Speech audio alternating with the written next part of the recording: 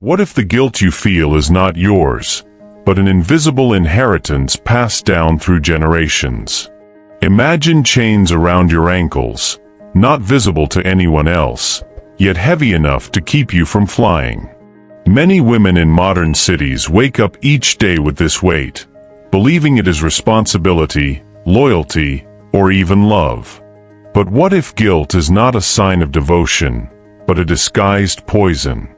Thousands of women in America and around the world feel trapped in this silent burden, unable to voice it, because society praises sacrifice while ignoring the cost. If you have ever felt like your heart is in debt to the world, know this: you are not alone, and today you will learn how to break free. Stay until the end, because I will share a key that can release you from the chains you didn't even know you were carrying. Carrying guilt is like walking with chains on your feet. You can move forward, but you never soar. You can smile, but deep down, something drags you back into silence. The Bible says, "Come to me, all who are weary and burdened, and I will give you rest." Rest does not come from holding on to guilt. It comes from letting it go. Yet most women believe if they let go, they will lose control, respect, or even love. Have you ever feared that if you stop carrying everything, you will lose the very people you love? But what if true love is not in your guilt, but in your freedom? What if the strength you've been searching for is hidden in surrender? Listen closely, because what no one has told you about sacred guilt is about to be revealed, and it will shift the way you see yourself forever. A woman once whispered to me, "I can't be happy because I feel like I owe the world too much." Her words pierced me, because they echoed what thousands feel in silence. Have you ever thought your life must be payment for something unseen? This is how guilt disguises itself as virtue. But here's the mystery: guilt never brings freedom, only chains. Epictetus once taught that freedom is the only worthy pursuit of the soul, and anything that enslaves you must be questioned. So let me ask you, is your guilt truly holy, or is it a prison dressed as devotion? If you lean in now, I will guide you step by step into calmness, wisdom, and peace. But first, let us pause and reflect. Could it be that your sleepless nights, your racing thoughts, your silent tears are not weakness, but sacred signals guiding you toward awakening? The answer lies deeper, and we're only beginning. She fell to her knees, exhausted, empty, desperate. And in that silence, something unexpected happened. Peace touched her heart. Not because her circumstances changed, but because she realized she was not abandoned. Have you ever had such a moment, when the breaking point became the beginning of healing? What looks like collapse can actually be the first step into wisdom. Eckhart Tolle reminds us that surrender is not defeat, but the end of resistance. And when resistance ends, peace begins. Yet, how often do you resist your own soul, filling every silence with noise, every space with distractions, so you never hear the voice within?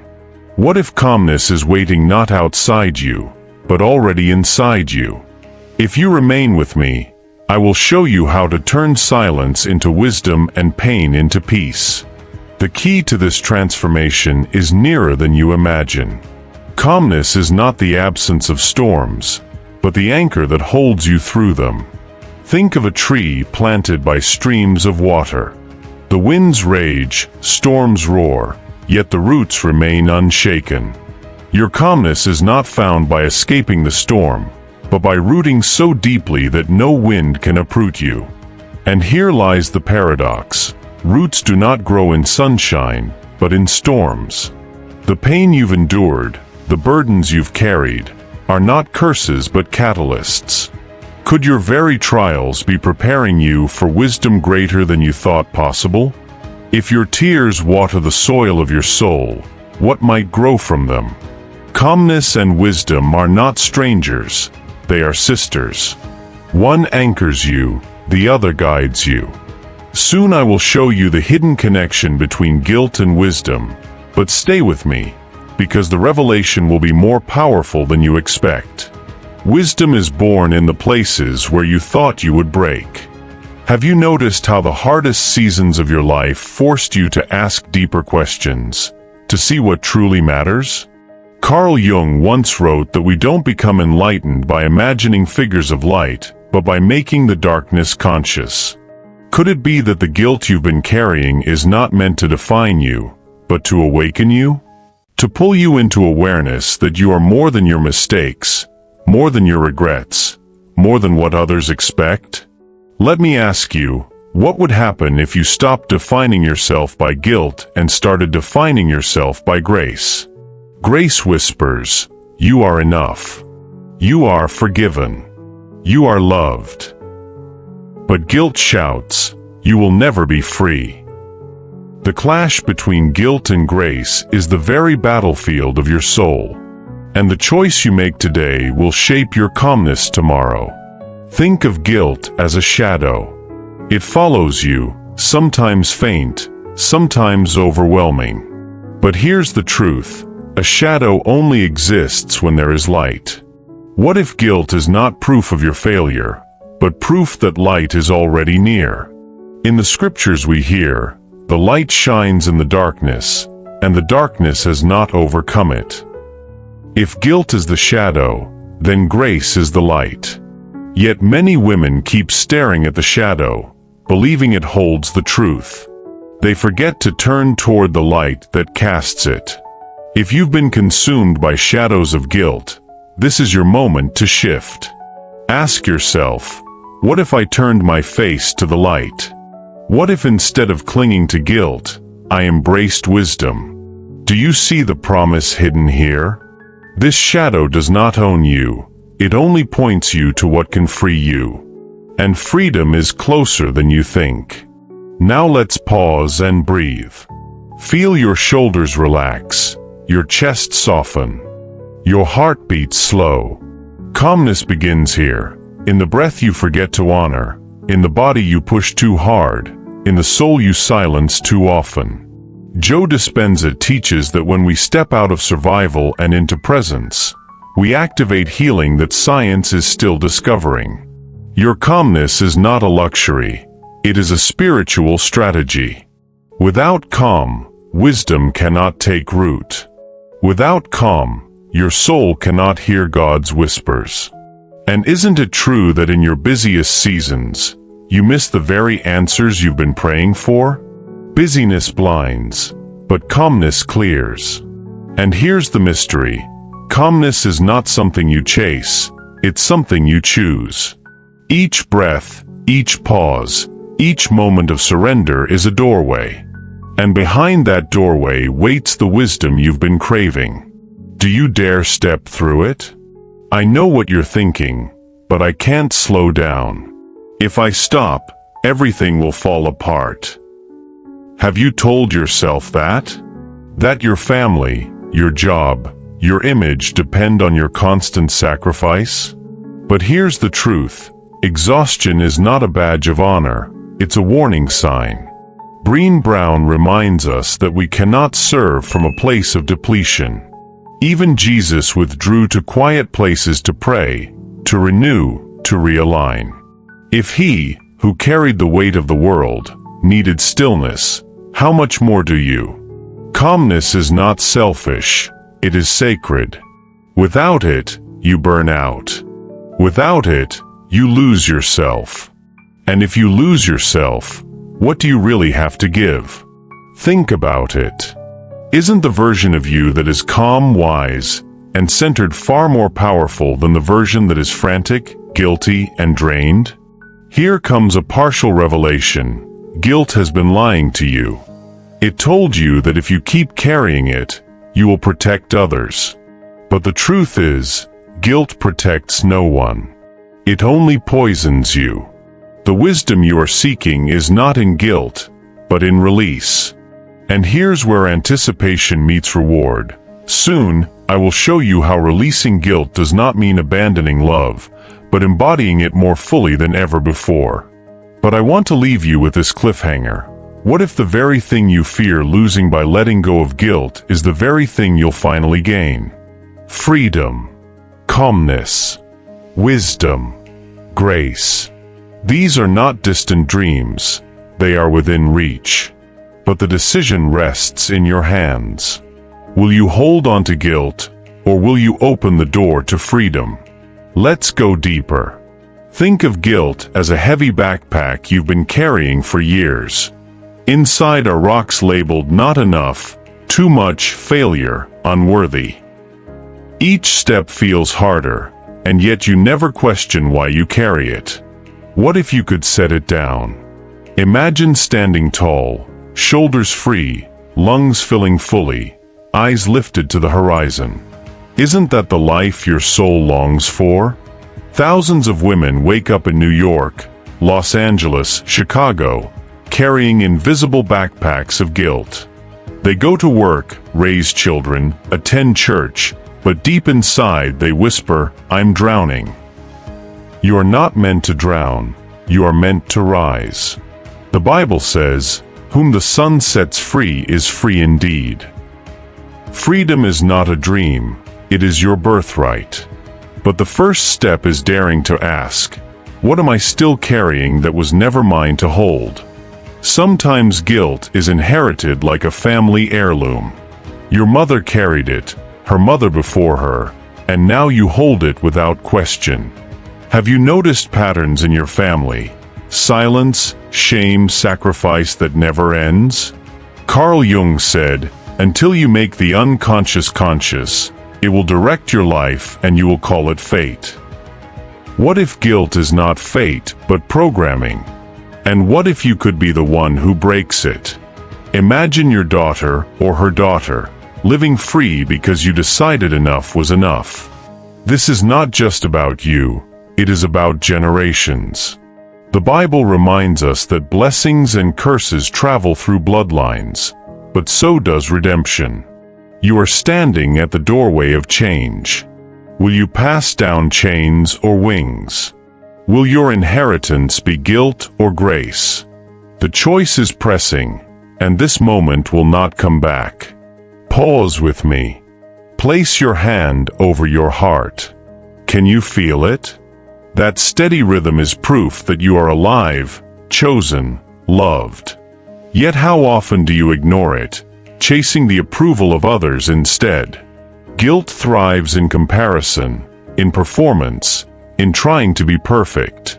But calmness is found in authenticity, in the courage to be who you truly are. Lisa Nichols says, "You are the designer of your destiny. You are the author of your story." But how can you write your story if guilt holds the pen?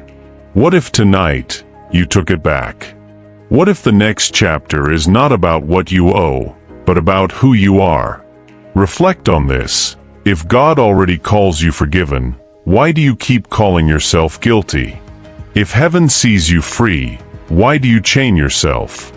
Something greater is waiting, but only if you dare to claim it. Have you ever noticed how guilt disguises itself as responsibility? You say yes when you want to say no. You stay silent when your soul longs to speak. You give until you are empty, believing it is love. But love without boundaries is not love, it is depletion. Joyce Meyer teaches that peace is not negotiable, it is your inheritance. Yet guilt convinces you that peace must be earned. Can you see the lie? Peace is not the prize at the end of guilt, it is the gift at the beginning of grace. Imagine saying no without apology, resting without guilt, loving without losing yourself. Isn't that wisdom?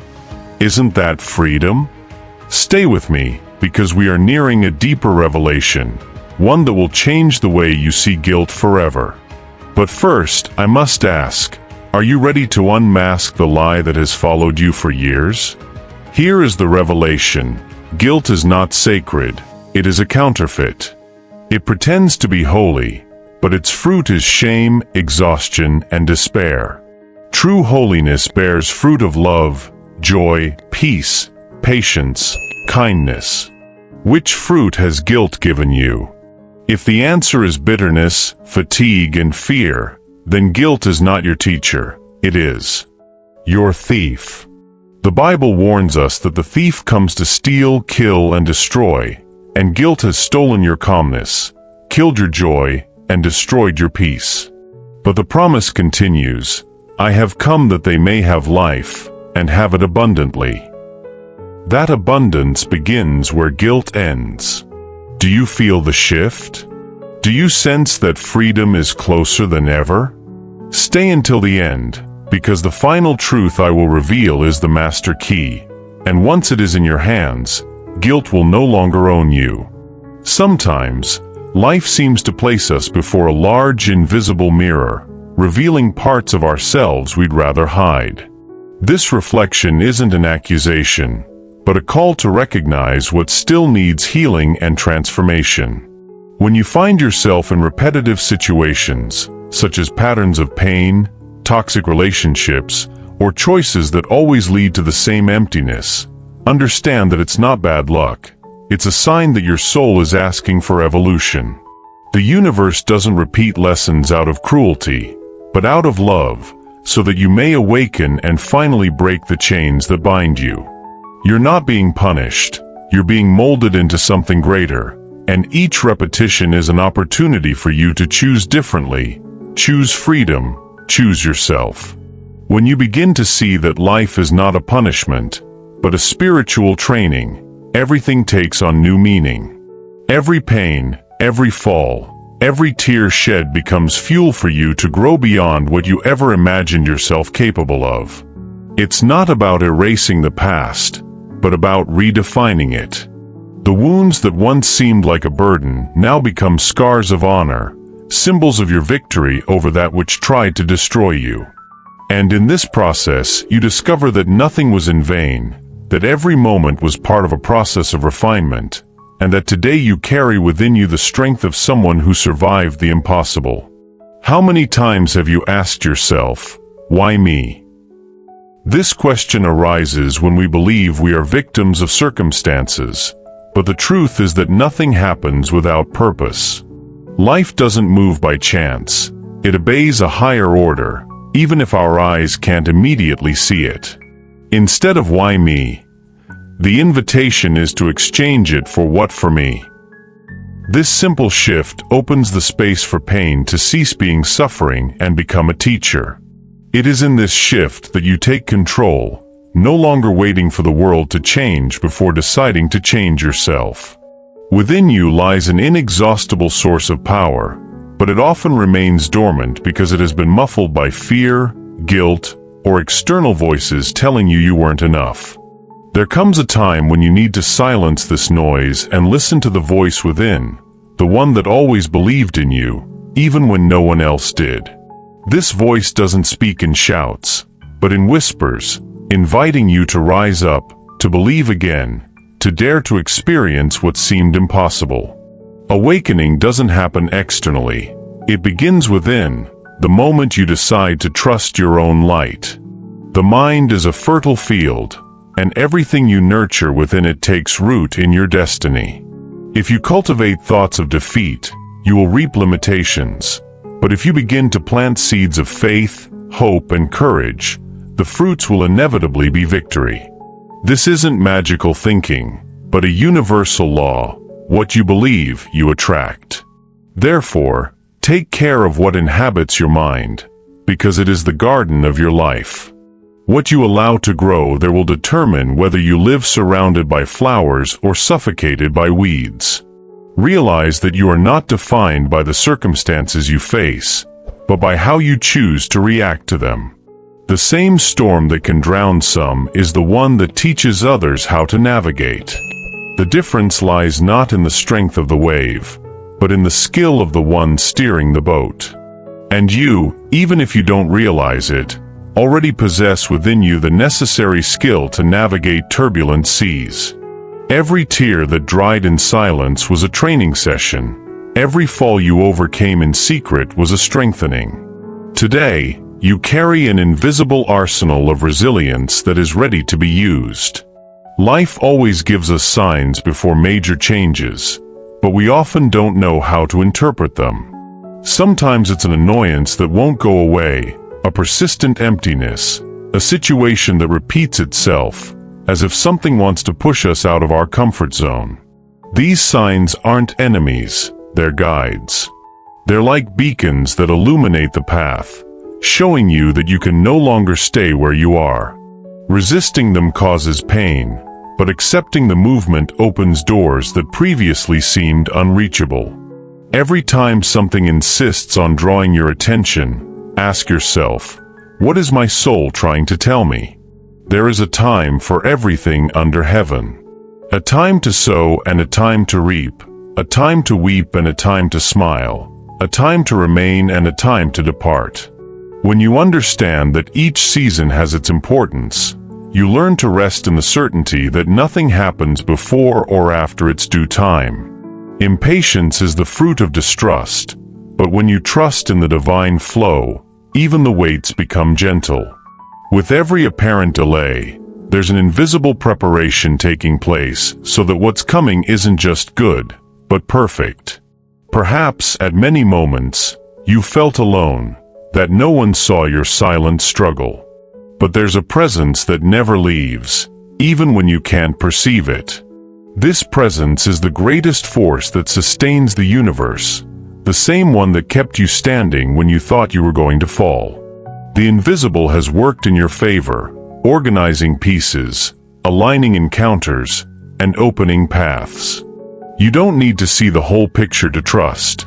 You just need to realize that until now, in every desert you've crossed, there's always been a miracle hidden along the way. Now, what's asked of you is an act of surrender.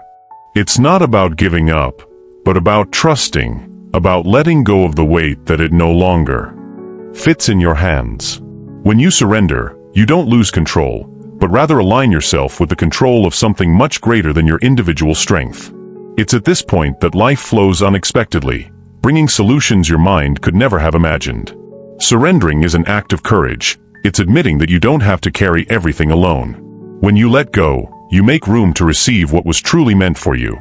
Now, if you have received this message in your heart and feel that it resonated deeply with you, please confirm the receipt of this divine energy by leaving the number 333 in the comments below.